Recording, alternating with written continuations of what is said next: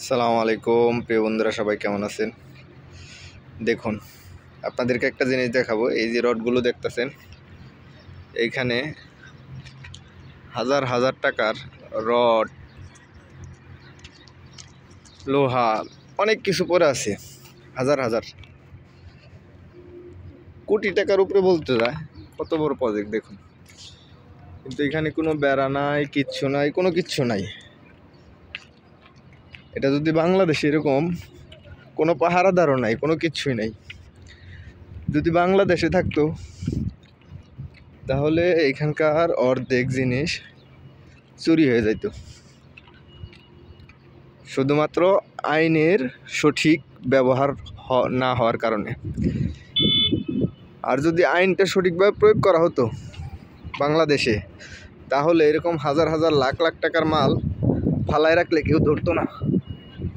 দেখুন, এদিকটা লক্ষ লক্ষ টাকার মাল ফালায় রাখছে, কোনো বেড়া নাই, কোনো রাস্তা নাই, কোনো সিকিউরিটি নাই, কোনো কিচ্ছু নাই, কিন্তু কেউ একটা জিনিস ধরবে না, কেউ একটা জিনিস ধরবে না। কারণ এই দেশের আইন এতটাই মজবুত আর শক্ত, এই দেশের নিয়ম এতটাই কড়া, কোনো কিছু ধরলে তার সাজাটা অনেক ভয়ঙ্কর। কাজে একটা আইন যদি দেশের সঠিক থাকে, তাহলে সেই দেশের অপরাধ অত্যন্ত কম হবে, অত্যন্ত কম। এই দেখুন কত বড় একটা প্রজেক্ট, কিন্তু কোনো সিকিউরিটি নেই, নেট টেনশনে ফালায় রেখে চলে যেতেছে, কেউ একটা জিনিস ধরবে না।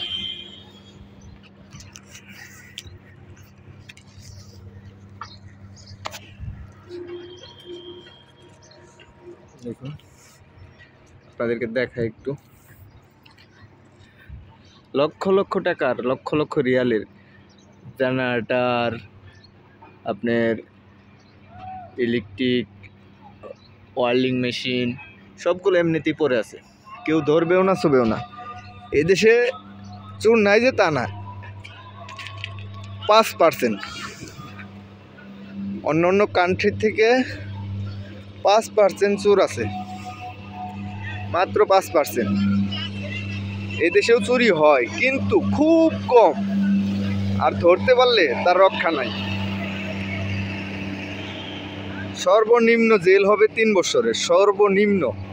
জামিন দিয়ে টাকা দিয়ে বেরোয় আসবেন, এই দেশে ওই সিস্টেম নাই। কাজেই আমাদের বাংলাদেশের সরকারকে আল্লাহ তাআলা হেদায়েত দেখ, আমাদের আইনটা আরও মজবুত করুক, দেশের দুর্নীতি সব কিছুই কমে যাবে, অপরাধমূলক কাজগুলো কমে যাবে। তো বন্ধুরা, সবাই ভালো থাকবেন। মাগরিবের আজান দিছে, ভিডিওটি বন্ধ করে দিলাম।